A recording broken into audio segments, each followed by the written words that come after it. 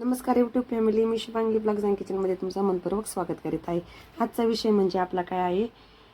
मी आज संध्याकाळी रानात फेरफटका मारायला गेलते आणि घरी येताना हा ताजा ताजा शेतातून थेट घरी आणलेला ताजा भाजीपाला आहे. तर बघा तुम्ही, मला बाजारला सुद्धा जायची आवश्यकता नाही. थोडंफार बाहेरून आणायचं असलं तर आणा, ही गावाकडची मजा आहे. आणि हा विलेज ब्लॉग आहे. बघा मग यात काय काय आणलेलं आहे तुम्हाला सांगते. वांगे आणलेले, कैरी आणलेले, वेगवेगळ्या प्रकारच्या कैरी आणलेले, आळूची पानं, लिंब, चक्कू, टॉमॅटो, आळूची पानं, परत कढीपत्ता. आणि हे बघा, आमच्या शेतात असे मोर येतात बरं का संध्याकाळच्या वेळेस. संध्याकाळ झाली की आम्ही असं मोराला बघायला जातो. मग आम्ही काय काही लावलेलं आहे घरी तेच सुद्धा मग सांगते. आमच्या घासात आहे टॉमॅटोचे झाडं. तर अगोदर आपण काय करू, टॉमॅटो काढून घेतले मी, त्यानंतर वांगे तोडून घेणार आहे. आणि रानात कसली प्लेट वगैरे काय नसते. आम्ही ना भाजीपाले तोडतो आणि खाली कुठे पण ठेवतो बरं का. सगळी जागा एकदम शुद्ध आणि एकदम मस्त आणि एकदम झकास. बघा आता मी ही मिरच्या तोडत आहे.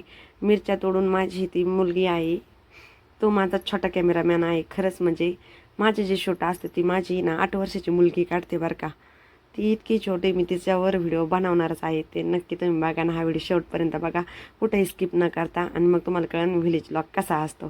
तर बघा, आज आता काय आपण वांगे तोडून घेणार आहोत. तर कसा वाटला आमच्या रानातला तुम्हाला निसर्गरम्य वातावरण. तर बघा, आपले वांगे, टोमॅटो, मिरच्या काढून झालं आहे. याला ह्या कैरीला कोणती कैरी म्हणतात हे मला कमेंटमध्ये नक्की कळवा. मी काही याचं नाव सांगणार नाही. आमच्या घरी गावरान कैऱ्यापासून तर खूप सारे कैरीचे झाडं. पहा आता लिंबाचं झाड तर किती भरलं लिंबाने. उन्हाळ्यात किती टंचाई आलेली लिंबाची, पण आमच्या घरी आहे कुठली. जेव्हा लागेल तेव्हा जायचं आणि पटकन तोडायचं.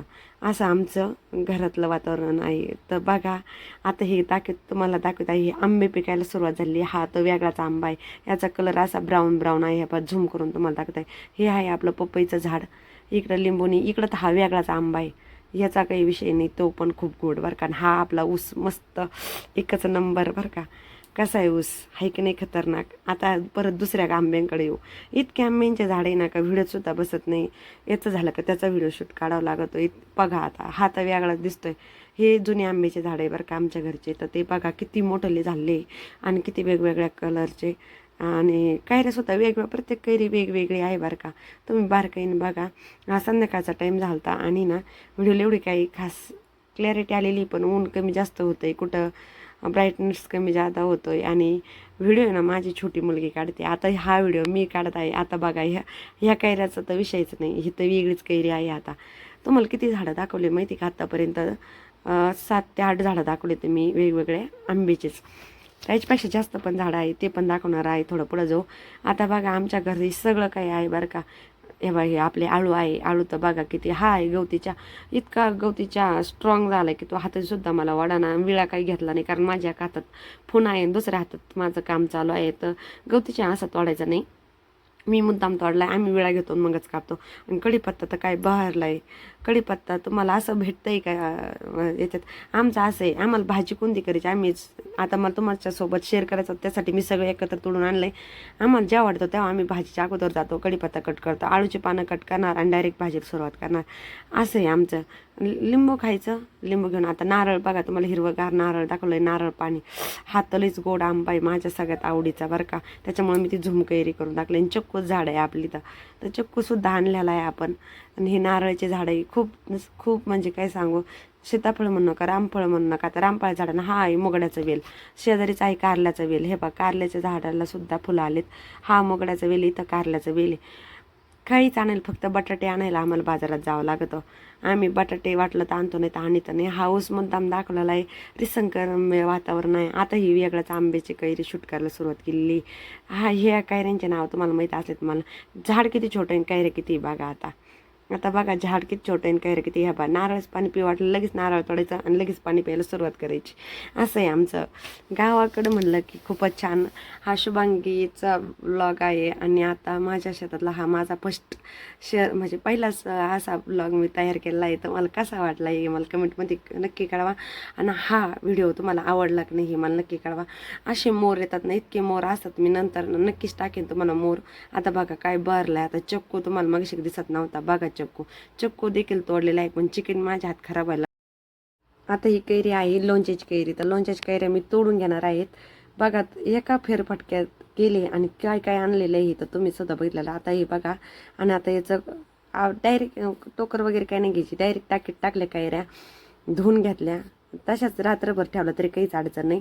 लोणच्याच्या कैऱ्या धुतल्या आणि लगेच फोडायला सुरुवात करून घेतली.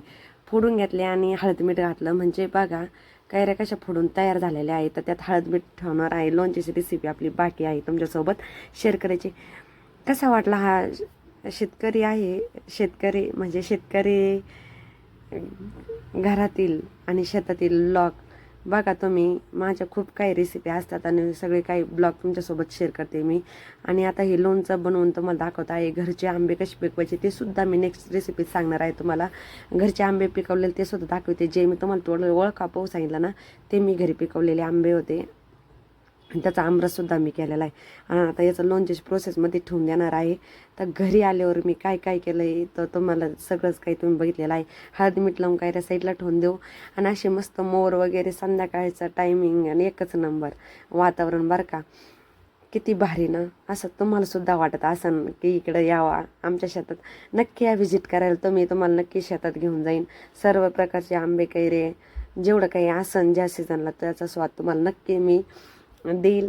इतके तर झाडं आहेच आपल्याकडे आंब्याचे. अजून तर आंबे पिकायला 1 महिना आहे बरं का. काही आंबे पिकायला सुरुवात झालेली, काहींना आता अजून 8 दिवस ते मी, काहीला 10 दिवस, काहींना महिनाभर असे आंबे पिकत आहेत आमचे एकदा आंबे पिकायला लागले 2-3 महिने काही संपत नाही. हे बघा आपले घरचे घरगुती आंबे.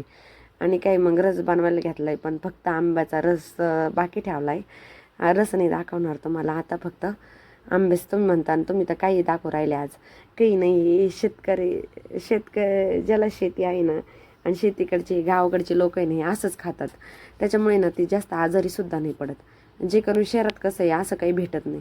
आता बघा मी गेले, मला जर वाटलं ना आज टोमॅटोची भाजी करायची, टोमॅटो तोडायची आणि लगेच टोमॅटोची भाजी करायची. आज वाटली वांगीची भाजी करायची, वांगी तोडायची, वांग्याची भाजी करायची. भाजीला मिरच्याने लगेच जायचं शेतात, घासात जायचं आणि मस्त. आणि आमच्याकडे कसं आहे ट्रॅक्टरने कांदे येतात. ह्या बघा आता गंज पडलेले आणि नंतर आम्ही चाळ्या भरतो. तर बघा आपला कांदा कसा निघलेला आहे. कांदा म्हणलं काय विषयचं नाही बरं का. कांद्याचा नाद करायचा नाही. आणि बघा चाळी अशा भरायच्या असतात ते सुद्धा दाखवणार. आता क्लीन केलेले कांदे असे टाकले, अशा चाळे भरून ठेवलेले आहे. असे उन्हाळ्याचे आम्हाला कामं पण असतात बरं का. थोड्या शेळ्या गाय पिळायचा टाईम झालेला आहे, संध्याकाळचा टाईम. ही आपली विहीर आहे, विहिरीत पाणी आता उपसून घेतलेलं आहे. आणि आता आपण शेतातून आणलेला ताजा भाजीपाला तुम्ही आता परत तुम्हाला दाखवलेला आहे काय काय आणलं आहे, कसं आणलं आहे, काय काय केलेलं आहे. या कैऱ्या फोडून घेतल्या, त्याच्यामुळे कैऱ्याच नाही राहिल्या तुम्हाला दाखवायला नाही का. तर तुम्ही तर बघितल्या अगोदरच, तेव्हाच तोडल्या, धुतल्या, लगेच कट करून घेतल्या. माझ्या लक्षातच नाही राहिलं कैरी स्टोववर तुम्हाला दाखवायचे. तर बघा आहे माझ्याकडे तो पण व्हिडिओ, पण तो खूप लॉंग व्हिडिओ होईल. हा कसा वाटला शेती व्लॉग आणि व्हिलेज व्लॉग आवडला असला तर नक्की कमेंट करा आणि आपल्या चॅनलला सबस्क्राईब करायला अजिबात विसरू नका. तुम्ही रेसिपी बघून बोर झाला असताना म्हणून मी आता ब्लॉग शूट केलेले आहेत आणि ब्लॉगवरच बोलणार आहे. धन्यवाद.